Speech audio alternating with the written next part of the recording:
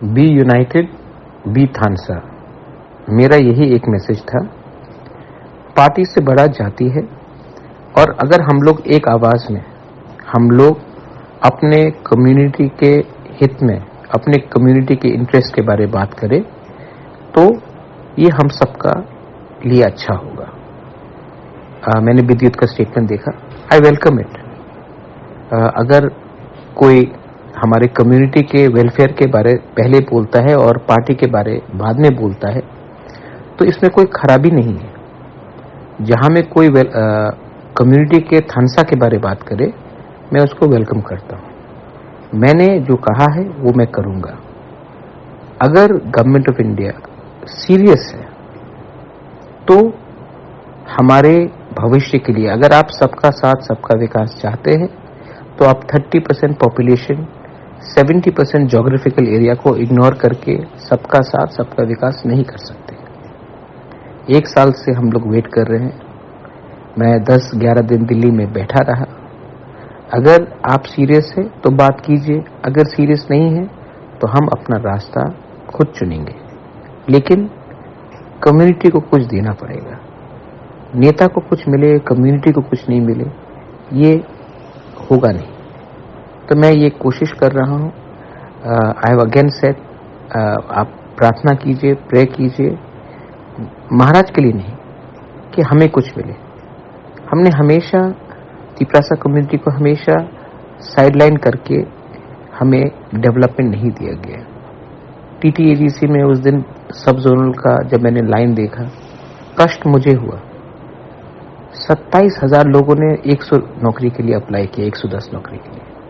कितना बेरोजगारी है। अगर हम लोग गरीब रहेंगे तो हमारा बच्चा का शिक्षा कैसे मिलेगा। आज हम लोग हानि बुसा होके भी भूमिहीन है। अगर नेशनल हाईवे बनता है, रोड वाइडनिंग होता है, कहीं में कोई प्रोजेक्ट आता है, तो हमें कॉम्पनसेशन नहीं मिलता क्योंकि हमारे नाम में जमीन रजिस्टर्ड नहीं है। ये कौन से नॉर्थ ईस्ट में जगह है जहां में इंडिजिनस पीपल को अपने ही जमीन में परमिशन चाहिए अपना घर बनाने के लिए, कॉम्पनसेशन के लिए। तो ये सब चीज बहुत इंपॉर्टेंट है। सब लोग टेक्निकल पॉइंट में जाते हैं, मुझे प्रैक्टिकल पॉइंट देखना है कि हम अपने बच्चे का भविष्य कैसा ठीक करें। पॉलिटिकली आप देखेंगे कि हम लोगों का पॉलिटिकल राइट्स क्या है, कुछ नहीं। और कोई अगर त्रिपुरा को आइडेंटिफाई करता है तो Maharaja, son of the soil, Tiprasa होकर आइडेंटिफाई करता है। लेकिन हमें क्या मिला है?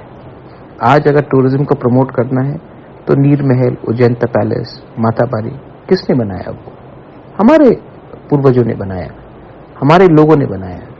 लेकिन पैसा कौन कमा रहा है? 86 से बाहर स्टेट गवर्नमेंट कमा रहा है। उसका कुछ शेयर तो हमारे पास आना चाहिए।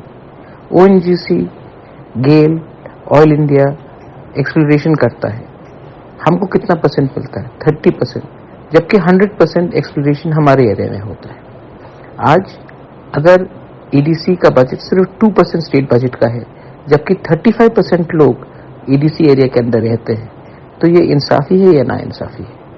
ये सब चीज हमको सोचना पड़ेगा और हमें अपने कम्युनिटी के बारे में पहले बात करना पड़ेगा। जिस दिन कम्युनिटी पॉलिटिकली, इकोनॉमिकली और लैंड वाइज सिक्योर होगा, तभी हम बराबर होकर बात कर सकेंगे। आज हम लोग नहीं डिमांड कर रहे हैं किसी का सिंपैथी, आज हम डिमांड कर रहे हैं हमारा अधिकार, कॉन्स्टिट्यूशनल राइट्स। अगर कोई सीरियस है तो बात करे। अगर सिर्फ आपको पॉलिटिक्स ही करना है और आप सीरियस नहीं है तो थैंक यू वेरी मच, लेकिन आई एम नॉट इंटरेस्टेड। जवाब उनके कोर्ट में है। अगर वो देंगे तो हम जाएंगे, अगर नहीं देंगे तो इतने साल अकेला लड़ा है, अकेले ही लड़ेंगे। लेकिन कम्युनिटी को इस बार कुछ ना कुछ तो देना है, और वो भी राइटिंग में देना है।